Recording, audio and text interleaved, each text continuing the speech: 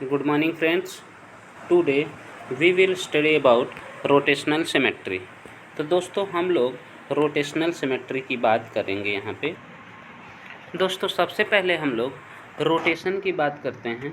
Rotation दो तरह का होता है, एक होता है क्लॉकवाइज, सेकंड होता है एंटी क्लॉकवाइज।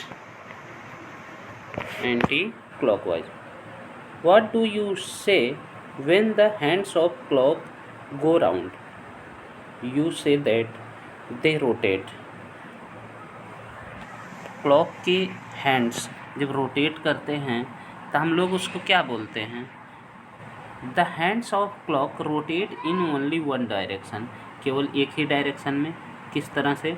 सपोज यहाँ पे 12 है और यहाँ पे 3 है, इस तरह से ये क्लॉक हुआ, और यहाँ पे 6, यहाँ पे 9।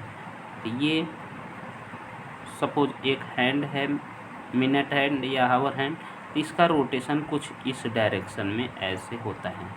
तो इस तरह के डायरेक्शन में अगर रोटेशन होता है तो उसको हम क्लॉकवाइज डायरेक्शन बोलते हैं। तो क्लॉक में क्लॉकवाइज डायरेक्शन में ही रोटेशन होता है। तो इस तरह का कोई भी रोटेशन जो क्लॉक के डायरेक्शन में हो रहा है उसे हम क्लॉकवाइज डायरेक्शन बोलते हैं। तो दोस्तों you say that they rotate, the hands of clock rotate in only one direction about a fixed point, the center of the clock face. Rotation like movement of hands of a clock is called a clockwise rotation, otherwise it's said to be anti-clockwise rotation.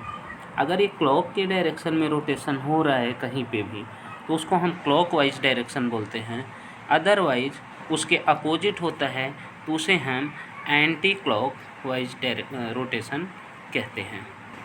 दोस्तों अब हम लोग बात करेंगे rotational symmetry की। When an object rotate its shape and side do not change. कोई भी object जब भी रोटेट होता है तो उसकी शेप एंड साइज में कोई चेंजिंग नहीं आती है। The rotation turns an object about a fixed point. This fixed point is the center of rotation.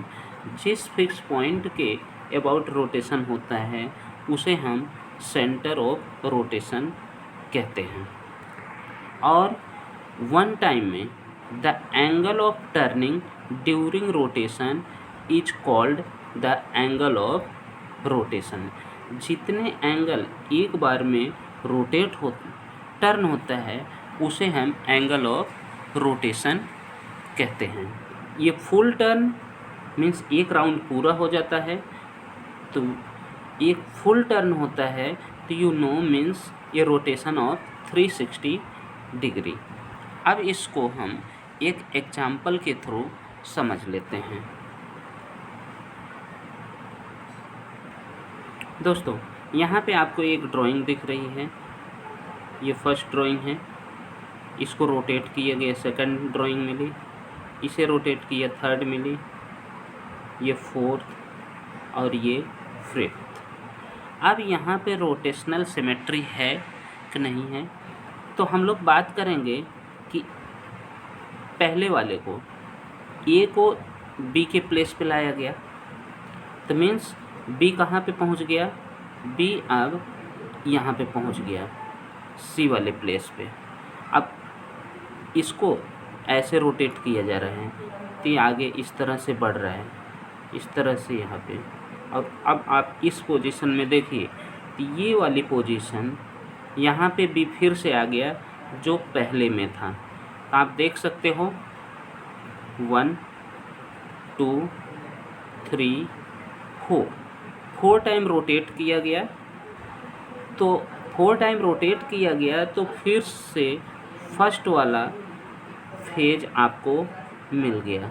तो इस तरह से हम कह सकते हैं कि इस ड्राइंग में या इस फिगर में रोटेशनल सिमेट्री है। रोटेशनल सिमेट्री कितने ऑर्डर की?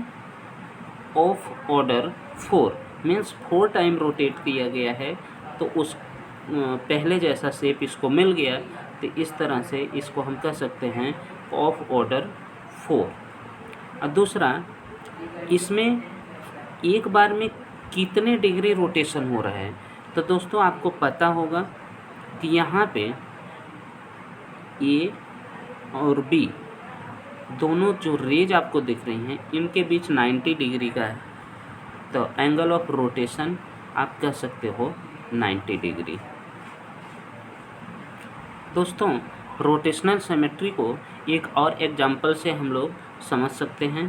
तो ये स्क्वायर आपको गिवन है, ये ओरिजिनल शेप इसका है, इसको 90 डिग्री रोटेट किया गया।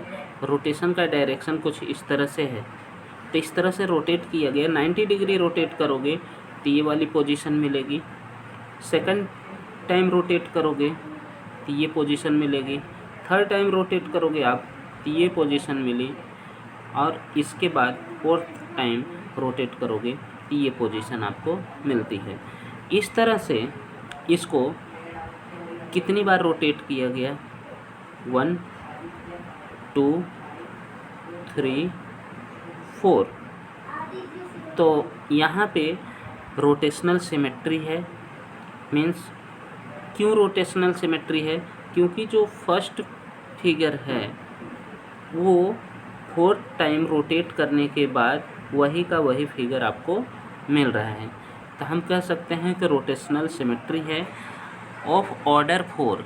जितनी बार रोटेट कराने के बाद ओरिजिनल शेप मिलता है तो उतना ऑर्डर हम कह सकते हैं।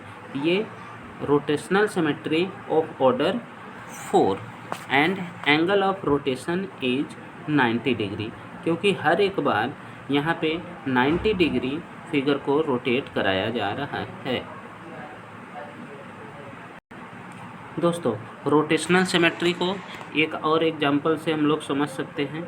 यहाँ पे एक ट्रायंगल गिवन है, ये ट्रायंगल, इसमें रोटेशनल सिमेट्री है या नहीं है। एक बार रोटेट किए 120 डिग्री तो ये वाला शेप आपको मिलता है, फिर से रोटेट किए ये शेप मिलता है, अगेन रोटेट किए तो ये शेप मिल गया आपको। तो इस तरह से ओरिजिनल शेप आपको मिल गया, तो इसमें रोटेशनल सिमेट्री है। तो दोस्तों एंगल ऑफ रोटेशन कितने डिग्री रोटेट कराया जा रहा है, तो 120 डिग्री आपको यहाँ पे दिख रहा है। 120 डिग्री पहले यहाँ पे था, रोटेट कराया गया तो 120 यहाँ पे आ गया, फिर से रोटेट कराया गया तो 120 यहाँ पे आ गया। अब फिर से रोटेट आप कराओगे तो ये 120 यहाँ पे आ जाएगा। तो आप देख सकते हो फर्स्ट वाला फिगर लास्ट में आपको दिख रहा है। इस तरह से इसमें रोटेशनल सिमेट्री है। अब कितनी बार रोटेट कराया गया, 3 टाइम, 1 2 3। फर्स्ट टाइम रोटेट कराया गया तो ये मिला, सेकंड टाइम में और थर्ड टाइम में। तो rotational symmetry of order 3 and angle of rotation is 120 degree.